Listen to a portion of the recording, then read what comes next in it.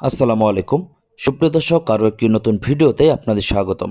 প্রিয় দর্শক, আজকে আমি শেয়ার করতে যাচ্ছি ডাচ বাংলা ব্যাংক লিমিটেড বা Dutch Bangla bank PLC public limited company কিন্তু 5 দিনের জন্য তাদের সমস্ত ব্যাংকিং কার্যক্রম স্থগিত করতে যাচ্ছে। মূলত তাদের সিস্টেম আপডেশনের জন্য তারা 5 দিন এই কার্যক্রম বন্ধ রাখবে বলে সিদ্ধান্ত গ্রহণ করেছে। চলুন আমরা ডাচ বাংলা ব্যাংকের অফিসিয়াল ফেসবুক পেজ থেকে বিস্তারিত জেনে আসি। আমরা সরাসরি চলে যাচ্ছি ডাচ বাংলা ব্যাংক পিএলসির ফেসবুক পেজে। দর্শক, এখানে কিন্তু ডাচ বাংলায় স্পষ্টভাবে একটি নোটিশ দিয়ে দিয়েছে।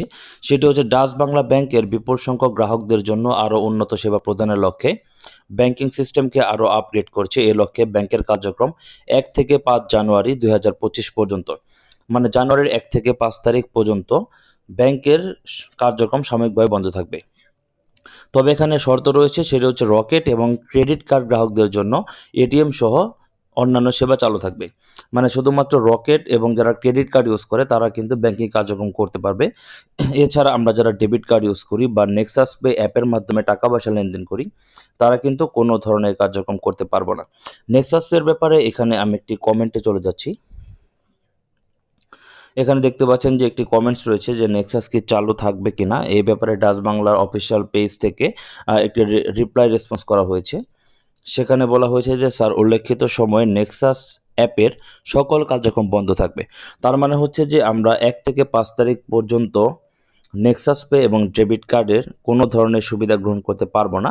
শুধুমাত্র যারা রকেট ইউজার এবং হচ্ছে যারা ক্রেডিট কার্ড হোল্ডার রয়েছে শুধুমাত্র তারা ব্যাংকে কার্যক্রম করতে পারবে। সো দর্শক, আমি মনে করি যে এই তথ্যটি খুবই গুরুত্বপূর্ণ এবং জরুরি। সেক্ষেত্রে আপনার নিকটস্থ যারা ডাচ বাংলা ইউজার রয়েছে, যারা ডাচ বাংলা এটিএম বুথ থেকে টাকা উত্তোলন করে, তাদের সাথে ভিডিওটি শেয়ার করুন যাতে তারা জানতে পারে বিষয়টি যে ডাচ বাংলা 5 দিনের জন্য তাদের কার্যক্রম স্থগিত করতে যাচ্ছে, যাতে প্রয়োজনীয় মুহূর্তে অর্থের সংকট না হয় এবং তারা আগেই ব্যবস্থা গ্রহণ করতে পারে।